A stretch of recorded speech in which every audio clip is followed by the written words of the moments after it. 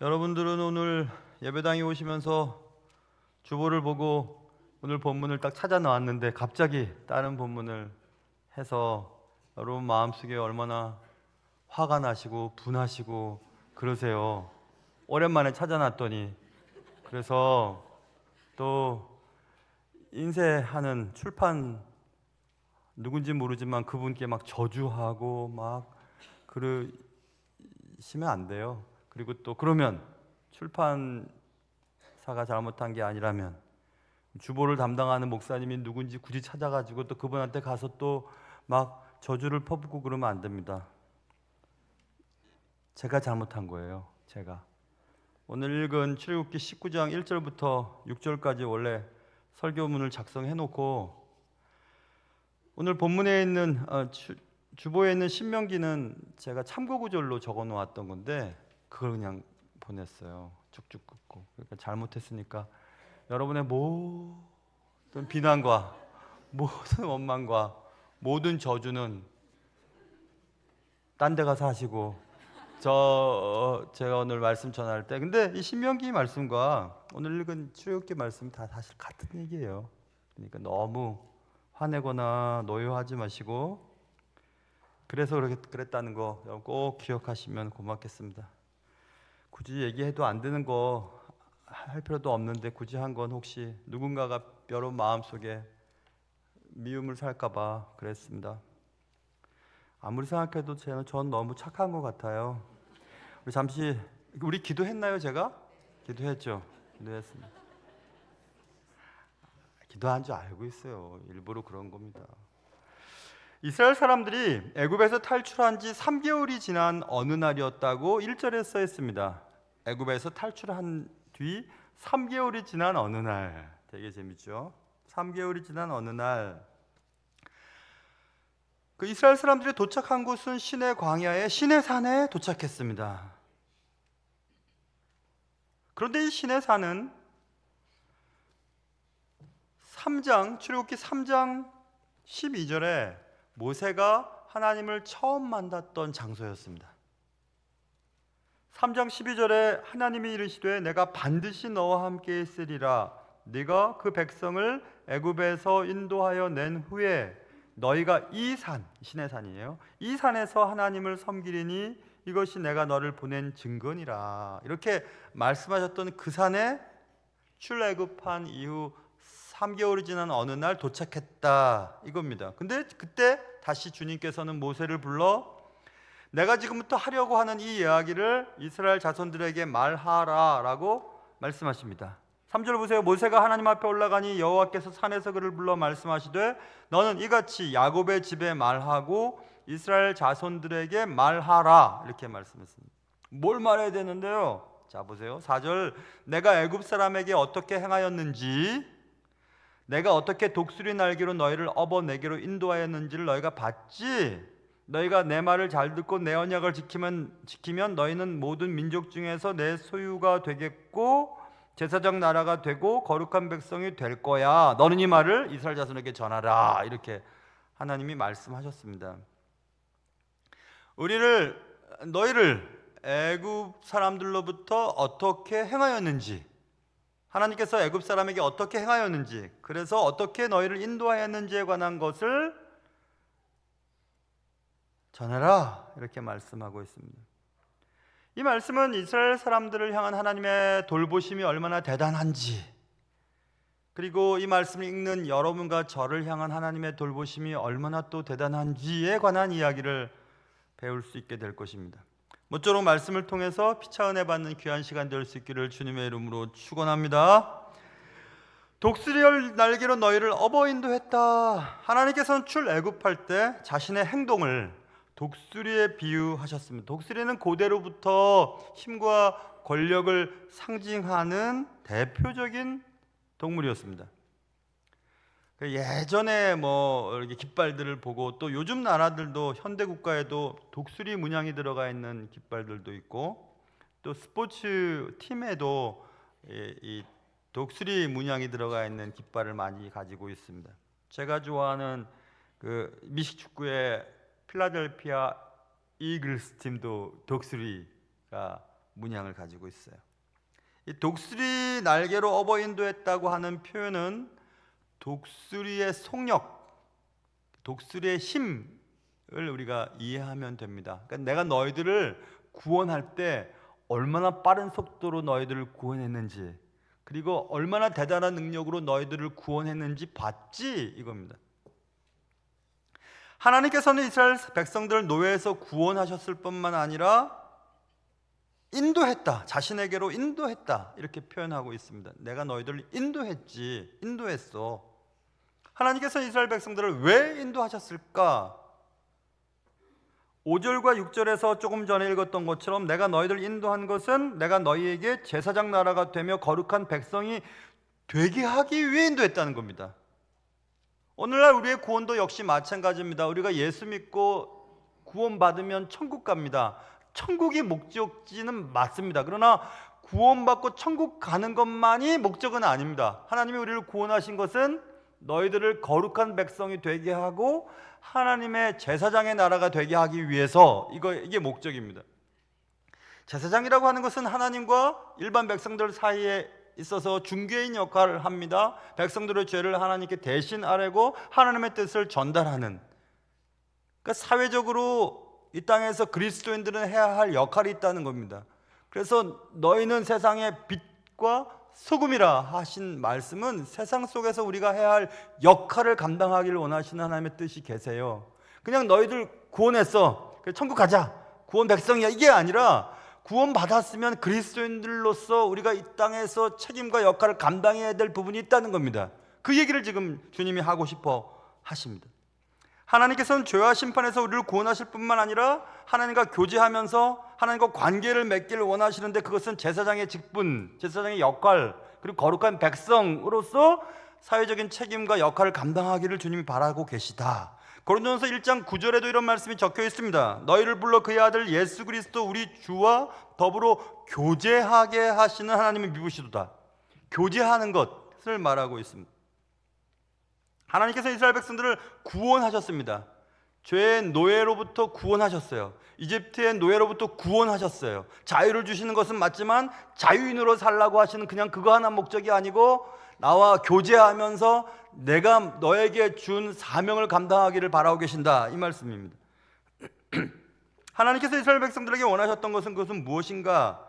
조금 전에 설명드렸던 것처럼 제사장 나라가 되게 하고 거룩한 백성이 되게 하는 것, 이것을 말하고 있습니다. 하나님의 목적이 무엇일까? 하나님이 이 세상을 창조하시고 그의 백성들을 창조하시고 구원하신 목적은 뭘까? 하나님의 골은 뭘까? 하나님의 최종적인 목적은 뭘까? 라고 하는 질문 앞에 대답은, 하나님의 최종적인 목적은 온 우주, 온 땅에 그의 통치와 그의 권위가 온 땅을 뒤덮는 것, 그것이 하나님의 목적이에요. 온 지구상에 하나님의 통치가 임하지 않는 곳이 없는 그런 상태, 그게 하나님의 나라이거든요. 그런데 그것을 어떤 방식으로 주님이 이루어 가시는가? 그것은 이 땅에 하나님의 나라를 이루어 가심을 확장시켜 가는 겁니다. 하나님의 나라를 확장시킴을 통해 그의 주권이 온 세상에, 그의 통치권이 온 세상에 가득하게 하는 것, 그것을 말씀하고 있어요. 그것이 킹덤 오브 갓, 하나님의 나라에 대한 개념입니다. 하나님의 나라는 여기 있다 저기 있다는 게 아니라 하나님의 통치권이 확보되는 곳, 하나님이 왕으로서 자신의 위치를 감당하는 그곳이 하나님의 나라입니다. 그래서 우리는 이곳에 살면서도 하나님의 나라 백성으로 살 수도 있고, 저곳에 가서 하나님의 완전한 통치가 있는 그곳에 가서 하나님의 통치 아래 하나님의 백성으로 살 수도 있는 겁니다. 하나님의 통치 개념을 우리가 이해해야 합니다. 그래서 여러분, 우리의 삶의 의미, 우리가 이 땅에 살면서 왜 살아야 하는지, 뭐 때문에 살아야 하는지, 그냥 하나님은 우리를 생명을 만들어 놓으시고 세상 속에 던져주셨는가? 이 집에 나게 하시고 이 땅에 나게 하시고 이 나라 백성이 되게 하셨는가? 그렇다면 굳이 우리가 예수 믿은 이후에 뭐 스스로 목숨을 끊을 수는 없지만 빨리 불치병이 걸려서 빨리 세상을 뜨는 것도 좋은 거 아닐까? 이런 생각을 여러분 안 해보셨어요? 저는 해봤습니다. 만약에 구원받는 것이, 천국 가는 것이 최종적인 목적이 그거 하나뿐이라면 굳이 이 땅에서 힘들게 어렵게 괴롭게 살 필요가 뭐가 있을까? 하나님 빨리 데려가셨으면 좋겠다. 사고든지 병이든지 말입니다. 그렇게 말씀하는 자들에게 우리가 대답할 것이 있어요. 그것은 이런 거죠, 여러분. 아, 저 사람 참 좋겠다. 지가 하고 싶은 대로 살다가 죽기 전에 예수님 믿고 구원받았으니 참 잘한 것 같다 라고 우리는 생각하지만 그게 아닙니다. 죽은 이후에 천국 상급의 개념을 우리가 제외시켜 놓고 생각한다면 그 말이 맞을지도 몰라요. 그러나 이 땅에 살면서 주님의 나라, 하나님의 통치가 내 삶 속에 영역을 넓혀가고 내가 삶의 자리에서, 내가 있는 곳에서 주의 통치가 확장되기 위해 내가 이런 선택을 하고 저런 섬김을 갖고 저렇게 행동을 하면서 주의 통치를 확장시켜가는 그런 노력들과 흔적들을 하나님 기뻐하십니다. 그래서 하나님의 나라 갔을 때 우리가 이 땅에 살았던 삶의 흔적들은 지금 내가 살아가고 있는 삶의 의미가 되는 겁니다. 내가 뭐 때문에 살지? 내 삶의 의미가 뭐지? 내가 이런 선택을 하고 이런 학교를 가고 이런 사람과 만나고 이런 환경 속에서도 견뎌야 하는 의미가 뭘까?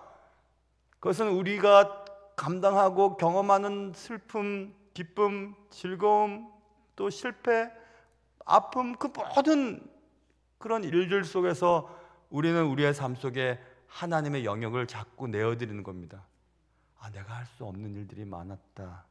그래, 하나님의 인도하심이 아니면 아무것도 될 수 없지 라고 자꾸 하나님의 통치력을 넓혀드리는을 통해서 내 삶의 의미가 깨달아지는 것이고, 내 삶의 의미는 결국 하나님의 나라와 연관짓지 않으면 의미를 발견할 수 없어요. 뭐 때문에 살아야 하는지, 왜 이런 일을 겪어야만 하는지. 그래서 아까 우리 장로님께서도 기도해 주셨던 것처럼 하나님을 사랑하는 자, 그의 뜻대로 부르심을 입은 자들에게는 모든 것이 합력하여 선을 이룬다. 하나님의 나라 확장을 위해서 내가 당하는 모든 일들과 내가 경험하는 것들, 내가 선택하는 것들이 의미가 있는 겁니다. 그것을 깨달을 때에만 삶의 의미를 발견할 수 있고, 삶의 의미를 발견한 자들만이 살아갈 때 다르게 살 수 있기 때문에 그렇습니다. 여러분, 우리가 경험하는 모든 것, 우리가 숨쉬는 모든 것, 우리가 당하는 모든 일들, 우리가 선택한 것들, 살아온 기억들, 그것이 아무 의미가 없는 것이 아닙니다.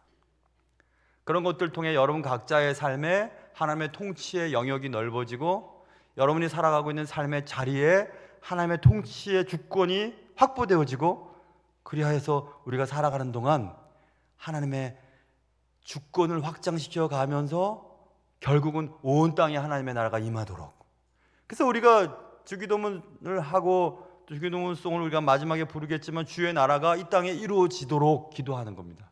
하나님의 나라가 여기서도 이루어지도록, 하나님의 완전한 통치가 내 삶 속에서 이루어지도록, 내 가정 속에서 이루어지도록, 내 삶의 자리에서 이루어지도록, 내가 일하는 직장 속에서 이루어지도록, 내가 자녀를 기르는 그 과정 속에서 하나님의 통치가 이루어지도록, 그렇게 기도할 때 우리의 삶의 의미가 확보되는 것이라는 것을 알 수 있습니다. 최근에 저는 개인적으로 여러분들 큐티를 하겠지만, 물론 설교하고 우리 교회의 큐티 그 본문은 우리가 매일 성경 하죠. 매일 성경 본문의 새벽 예배 본문이긴 하나, 개인적으로도 전 따로 큐티를 여러 개의 본문을 가지고 하는데, 요즘에는 여호수아를 하고 있어요. 지난주나 지지난주에 여호수아 3장 공부를 했어요. 혼자서 묵상을 했는데, 거기에 그런 말씀이 있어요. 3장에 보면 요단강을 건널 때 언약궤를 맨 제사장이 요단강에 발을 딛자 물이 갈라지잖아요. 물이 멈추죠. 그런데 40년 전으로 한번 돌아가 보시면, 40년 전에 홍해바다를 건널 때는 제사장이 뭐 물에 들어가지도 않았습니다. 하나님이 그냥 갈라버리셨어요. 그리고 그냥 건너버렸거든요. 근데 왜 40년이 지난 이때에는 요단강 건널 때는 왜 그렇게 하셨을까? 그 생각을 가만히 하면서 하나님의 목적이 있는 건 아닐까라는 생각을 하다가 폭풍우 만난 사건이 생각이 났습니다. 예수님과 함께 갈릴리 호수를 가던 제자들이 폭풍우를 만나게 됩니다. 예수님은 저기서 주무시고 계셨어요. 예수님 지금 죽게 됐는데 주무시고 계십니까? 빨리 일어나셔서 이 폭풍을 잠잠케 해주십시오. 주님은 일어나셔서 폭풍을 잠잠케 하셨어요. 그때 제자들은 깨달았죠. 그래, 내 인생의 배 위에 주님이 계시면, 주님이 주무시는 것 같더라도 우리가 기도하고 깨우면, 주님이 함께 하시면 내 삶의 폭풍우는 잠잠해질 수 있을 거야. 믿음을 갖게 됐죠. 그러고 나서 얼마 뒤에 주님이 계시지 않을 때 제자들이 배를 타고 갈릴리 바다를 지날 때 또 폭풍을 만나게 됩니다. 큰일 났습니다. 주님이 내 배에 계시지 않아요. 그럼 어디 계시지? 주님은 보이지 않아도 우리와 함께 하고 계시다는 사실을 그들은 경험하게 됩니다. 주님이 계시지 않지만, 내 배에는 계시지 않지만, 우리가 두려워할 때 주님이 물 위를 걸어 오셔서 바다를 잠잠케 하는 사건을 경험하고 제자들은 이제 깨닫게 됩니다. 아, 믿음은 바라는 것들의 실상이고 보지 못하지만 증거로 갖고 있는 거야 하고 그의 믿음이 하나 업그레이드 되는 것을 볼 수 있어요. 자, 보세요. 홍해바다를 그냥 갈라버리십니다. 그리고 그 길을 지나가세요. 그러나 요단 강가에 언약궤를 들고 발을 디뎌야만 갈라지셨어요. 또 다른 믿음의 다른 패턴인 것을 볼 수 있습니다. 주님은 우리를 자꾸 환경을 통해서, 삶을 통해서 주께 가까이 가도록 하게 하시고 믿음을 발휘할 수 있도록 만들어 놓으신다는 것을 알 수 있습니다. 하나님께서는 그냥 구원해 놓으시고 너 자유인이야 라고 만드는, 그냥 그렇게 끝나는 것이 아니라 자유인이 됐지만 제사장의 역할을 감당하길 바라시고 거룩한 백성이 되도록 원하고 계십니다. 점점 우리가 주님을 믿으면 주님을 닮아가야 하는 이유가 거기 있습니다. 하나님과 세상 사이에서 중재하는 사명, 세상의 빛과 소금의 역할을 다하는 책임이 우리에게 주어졌습니다. 그래서 우리 그리스도인들은 사실은 우리가 살아가고 있는 삶의 자리에서 우리의 역할을 감당하셔야 해요. 그것이 정치이든지 경제이든지 어떤 것이든지 우리가 세상에서 빛과 소금의 역할을 감당해야 될 책임이 있습니다. 그런데 하나님은 독수리가 되셔서 우리를 독수리의 새끼같이 훈련시키는 과정을 통해서 그렇게 그 일들을 이루어 가십니다. 여러분이 그 주보에 적혀 있는 신명기 말씀에 이런 말씀이 있습니다. 신명기 32장 9절부터 12절까지 적혀 있는데 11절에 마치 독수리가 자기의 보금자리를 어지럽게 하며 자기의 새끼 위에 너풀거리며 그의 날개를 펴서 새끼를 받으며 그의 날개 위에 그것을 엎는 것 같이 너희들을 인도했다, 이렇게 말씀하고 있거든요. 여러 번 들으신 적도 있으실 것이고 아시는 분도 계시겠지만 독수리 새끼를 훈련시킬 때 하는 방법, 그것은 그 둥지, 새끼들이 있는 그 둥지에 몰래 날카로운 부러진 나뭇가지를 갖다 넣는답니다. 둥지에서 벗어나고 싶어하지 않는 자녀들, 새끼들이 둥지를 벗어나야만 나는 법을 배울 수 있으니까 자꾸 그 둥지를 불편하게 만드는 거예요. 둥지를 벗어나서 추락을 해보고 막 날개짓을 해서 떨어질 것 같으면 어미 독수리가 다시 새끼를 붙잡고 다시 올라다 놓고 다시 또 떨어뜨리고 하는 그런 과정을 받는다고 저도 들었습니다. 아, 그렇구나.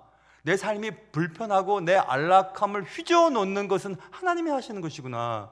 하나님이 여러분과 저를 왜 불편하게 하시고 힘든 일을 겪게 하시고 염려거리를 주시는가?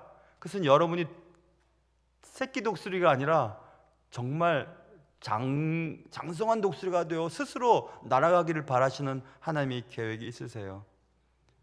요단 강가에 발을 딛는 것, 주님이 계시지 않지만 믿음으로 그 폭풍우를 뚫고 나가는 그런 제자들의 믿음을 기대하는 것처럼 말입니다. The nest of your comfortability라고 하는 말이 있더군요. 그건 당신의 안락함의 둥지를 말해요. 여러분이 이거 있으면 행복하고 이것 있으면 안락하다고 느끼는 어떤 것들을 주님 때때로 흐트러 버리셔요. 내가 믿었던 어떤 분에게서부터 상처를 받게 하거나 내가 믿었던 어떤 재물이나 어떤 것들로부터 낭패를 당하게 하거나 이런 안락함의 둥지를 흐트러 버리는 그런 사건들이 벌어지지요.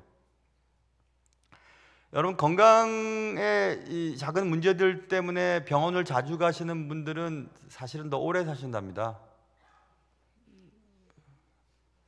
그리고 병원에 안 가고 건강하신 분들이 한 번 아프면 그냥 그날로 바로 주님 만나러 가는 경우들도 있답니다. 그건 맞죠? 건강한데 뭐하러 의사 선생님을 만나겠어요? 근데 건강에 문제가 생기면 어떤 분이 내 병에 적합하지 하고 찾기 시작하고 그 의사 선생님이 진료하는 시간들을 알아보고 그리고 예약을 하고 그분을 만나서 더 큰 병이 생기기 전에 작은 것들을 치료합니다. 아, 그렇구나. 어미 독수리가 둥지를 막 돌아다니면서 새끼 독수리를 불편하게 만들고 둥지 바깥으로 뛰어나가게 만들어서 스스로 날 수 있는 근육이 생기게 하고 또 날아가는 방법들을 배우게 하도록 그렇게 하시는구나. 안락함의 둥지를 흐트러뜨리시는구나. 우리 삶 속에 일어나는 많은 문제들과 시련, 그것은 하나님께 다시 초점을 맞추도록 하시는 하나님의 어미 독수리의 날개짓과 같다는 것을 깨닫게 되었습니다. 지난주에도 말씀을 나눴던 것처럼 시편 23편 4절, 내가 사망의 음침한 골짜기로 다닐지라도 해를 두려워하지 않을 것은 주께서 나와 함께 하심이라. 주의 지팡이와 막대기가 나를 안위하시나이다. 사망의 음침한 골짜기를 이렇게 지나갑니다. 근데 두렵습니다. 해받을 것이 두려워요. 지나가기가 어렵습니다. 큰일 난다. 어떡하지? 두려워합니다. 예전에 우리 한국에 복싱 이 권투가 아주 강국이었죠. 헝그리 정신이라 가지고 배고픈 우리 청년들이 막 권투에서 뭐 이렇게 타이틀 하나 차지하면 신분이 변하는, 마치 과거에 고시를 보고 신분이 변하는 것처럼 막 그렇게 하는 분들이 계셨죠. 그런 시대가 있었죠. 막 복싱을 막 하면 저 개인적으로 저는 복싱을 좋아하는 편은 아닙니다. 너무 아플 것 같아서. 복싱을 막 하다가 도저히 안 될 것 같으면 이쪽에서 막 계속 두들겨 맞고 있는 코치가 수건을 던져버립니다. 수건 던져버리면 그만 이제 포기한다는 얘기죠. 그런 단어가 있더라고요. 영어에도 Don't throw in the towel 이라고 하는 말이 있더라고요. 수건 던지지 말아라. 이 말은 포기하지 말아라는 말이더라고요. 여러분, 수건 던지고 싶을 때가 있어요. 확 던져버리고 그냥 그만. 직장도 그렇고 가정도 그렇고 그만 살고 싶어. 그만 일하고 싶어. 나 그만 참고 싶어. 이제는 그만하고 싶어 하고 그럴 때가 있습니다. 그게 음침한 골짜기로 지날 때예요. 근데 여러분 기억하셔야 돼요. 그렇지만 두려워하지 않을 것은 주께서 나와 함께 하심이라. 여러분이 걷는 그 계곡, 상처를 받고 해를 받을 것 같은 그 계곡을 혼자 걸을 필요가 없습니다. 주님이 곁에 계시니까. 자꾸 혼자라고 생각하니까 두렵고 외롭고 힘들지요. 이거 누가 알아주겠어? 자식, 거기다 죄송해요. 뭘 붙여야지 또 어감이 잘 맞는. 자식도 필요 없어. 남편 뭐를 붙여야 되나요? 필요 없어. 필요 없어. 맞아요. 필요 없을지도 몰라요. 그렇지만 여러분 혼자가 아닙니다. 우리 삶이 왜 이렇게 흐트러지고 자꾸 이렇게 힘들지? 자꾸 추락하는 것 같고 또 겨우 살 것 같은데 또 추락하는 것 같고. 하나님이 여러분을 날개 근육을 키우시는 거예요. 날아가 보라고. 믿음으로 한번 살아보라고 하시는 겁니다. 그게 독수리에 대한 얘기죠. 하나님은 독수리처럼 그의 백성들을 어버인도 하셨다고 얘기합니다. 하나님의 계획은 단지 이스라엘 백성들을 구원하셔서 자유인으로 만들어 놓으시는 정도가 아니라 나와 교제하면서 제사장의 나라가 되고 거룩한 백성이 되게 하려는 하나님의 목적이 있으십니다. 그러려면 교제를 해야 하는데 하나님께서 교제해야 합니다. 하나님과 교제하기 위해서 하나님께 자꾸 초점을 맞춰야 하는데 안락함 속에 빠져서 하나님을 쳐다보지도 않는 겁니다. 그러니까 우리가 돈으로도 안 되고 재물 지적인 능력도 안 되고 사람을 찾아가도 안 되는 문제들이 생김으로 하나님께로 눈을 돌리게 하는 거죠. 하나님께 눈을 돌려서 하나님 그래요. 하나님 한 분밖에는 이 문제 해결할 수 없습니다. 자꾸 이렇게 돌아보게 하시는 겁니다. 자꾸. 그리고 세상 속에서의 책임을 감당하라고 요구하고 계십니다. 하나님 날마다 자신을 바라보며 날아오기를 원하고 계십니다. 자신이 독수리가 되셔서 그의 새끼를 기르는 것처럼 그 새끼들이 다시 독수리처럼 살아가기를 바라고 계십니다.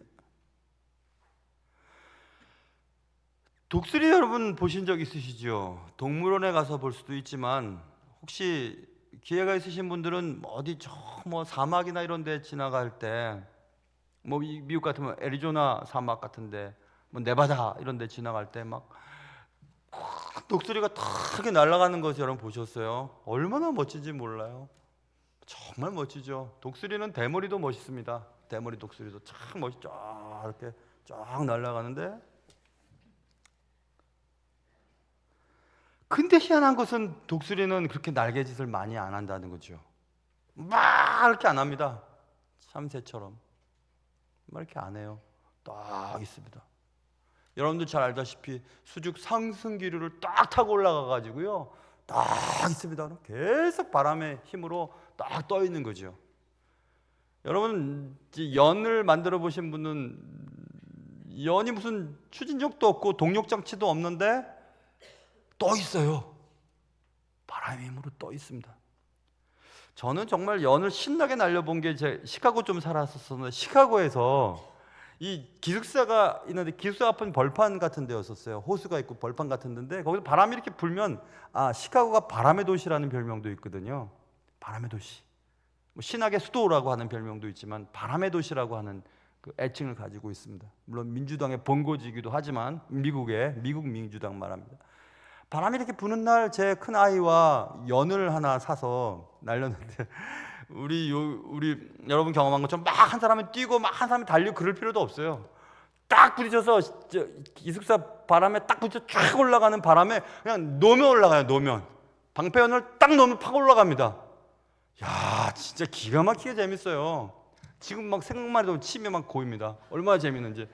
방패연이 팍 올라가면 그때 그 큰 아이가 막 하늘 높이 올라가는 거 대단한 걸. 이 바람의 힘이 대단하다. 눈에 보이진 않지만 저 물건을 띄워놓는 거예요. 대단하죠. 그 독수리죠, 그렇죠? 독수리가 딱 여기 있습니다. 수직 상승기류에 몸을 싣고 딱 멀리 딱 봅니다. 멀리 보고 딱 보고 있습니다. 바람의 힘을 의지하지 않는다면 독수리도 아마 계속 날개짓을 해야 할 겁니다. 그게 바로 성령의 힘, 성령의 바람, 하나님의 능력에 힘이 있고 팍 올라가는 거예요. 팍 올라가서 그냥 힘들이지 않고 딱 있는 겁니다. 멋지게. 그렇게 삶을 살아야 더 힘이 안 들 것 같아요. 막 이렇게 하면 힘은 들고, 잠시라도 내가 쉬면 우리 집 망해. 잠시라도 내가 일 안 하면 우리 집 망해. 내가 정신 안 차리면 내 자녀들 망해. 내가 애들 챙기지 않으면 애들 잘못된 데 가. 늘 전화하지 않으면 잘못된 길로 갈 것 같으니까 계속 신경 쓰고, 계속 잠잘 때도 신경 쓰고 걱정하는 삶, 너무 피곤하지 않겠습니까? 근데 여러분, 사랑하는 성도 여러분, 근데 독수리가 말입니다, 딱 있는데 가끔씩 날개짓은 해요. 또 수직 상승기류에서 약간 벗어난 것 같으면 다시 그걸 찾아서 날아가거나, 아니면 먹이를 향해서 막 방향을 전환할 때는 날개짓을 딱 이렇게 하면서 멋지게 날아갑니다. 하나님의 은혜 속에 붕 떠 있는 것 같은 느낌이 있어요. 여러분, 신앙생활 하다 보면 아무것도 안 해도 하나님이 다 주시는 것 같은. 근데 그럴 때도 있고, 또 거기서 약간 빗나간 것 같을 때는 다시 그 하나님의 그 힘에 연관되고 하나님과 관계를 맺기 빨리빨리 움직여 가셔야 돼요. 빨리빨리 움직여서. 그래서 다시 딱 떠 있어야 하는 겁니다. 멀리 보고 또 높이, 그리고 힘들이지 아니하고. 이사야서 40장에 지금 이런 표현이 그대로 적혀 있습니다. 이사야 40장 31절, 오직 여호와를 앙망하는 자는, 하나님을 이렇게 바라보는 겁니다. 하나님 도와주십시오. 내 인생의 주가 되어 주십시오. 내 삶의 의미를 가르쳐 주십시오. 내가 지금 무엇을 해야 합니까? 어떻게 해야 합니까? 그 주님의 뜻을 이루기 위해서, 주의 뜻대로 살기 위해서 내가 거룩하지 않은 것들을 포기하고 거룩한 일에 또 한 표를 던지면서 나아갑니다. 하나님 도와주십시오 하면서 주님을 앙망하는 자는 새 힘을 얻으리니 독수리가 날개를 치며 올라감 같을 것이요 다른 박질하여도 곤비하지 아니하겠고 걸어가도 피곤하지 아니하리로다. 이렇게 써 있습니다. 아, 그렇구나. 세상을 힘들이며 살 수도 있고 힘 빼며 살 수도 있고 하나님의 능력을 의지하며 살 수도 있고 내 힘으로 살 수도 있겠구나. 여러분 어떤 걸 선택하시겠어요? 자녀들 내 마음대로 안 되더군요. 배우자도 마찬가지고요. 사업도 내 마음대로 됐다면 지금 다 아마 4성 5성이 됐을 겁니다. 3성은 뒤고. 우리가 원하는 대로 됐던가요? 안 됩니다. 그럼 어떻게 하시겠어요? 하나님의 힘을 의지해서 높이 나르고 하나님이 나를 받쳐주시는데, 하나님이 나를 이끌어주시는 데까지 날아가야 하지 않을까요? 그렇게 해서 주님은 우리를 업어서 구출하시고 이제는 하나님의 나라 제사장이 되게 하시고 거룩한 백성이 되어서 진정한 건장한 독수리가 되어 살기를 바라고 계시는 게 아닐까, 이런 생각을 해보았습니다. 하나님은 독수리이십니다. 그가 스스로 난 독수리처럼 너희를 업어 인도했다고 말씀하셨습니다. 그리고 하나님은 우리가 다시 건장한 독수리가 되어 높이 날아 하나님의 뜻 가운데 살기를 바라고 계십니다. 하나님의 은혜가 여러분과 저의 삶 속에 가득하시기를 바랍니다. 기도하겠습니다. 하나님 아버지, 하나님은 자기 백성들을 향해 마치 어미 독수리가 새끼 독수리를 업어서 인도한 것처럼, 그리고 어미 독수리가 새끼 독수리를 스스로 날 수 있도록 때때로 손을 놓아버리시고 안락함의 둥지에서 벗어나게 하시고 추락할 때 잡아 끌어올리시고 다시 도전케 하시고 다시 일으켜 세우셔서 주님의 귀한 백성 되게 하시는 것을 배웠습니다. 사랑하는 주님, 주님과 항상 관계를 맺고 주님과 친밀한 교제를 통하여 더 높이 더 멀리 날아오르고 바라보게 하시며, 그리하여 우리가 이룰 수 없는 곳, 우리가 도달할 수 없는 곳, 할 수 없는 일까지도 능히 감당하며 다른 박질하여도 곤비하지 아니하고 걸어가도 피곤하지 아니하는 진정한 독수리의 힘을 우리에게 허락하여 주옵소서. 예수님의 이름으로 기도합니다.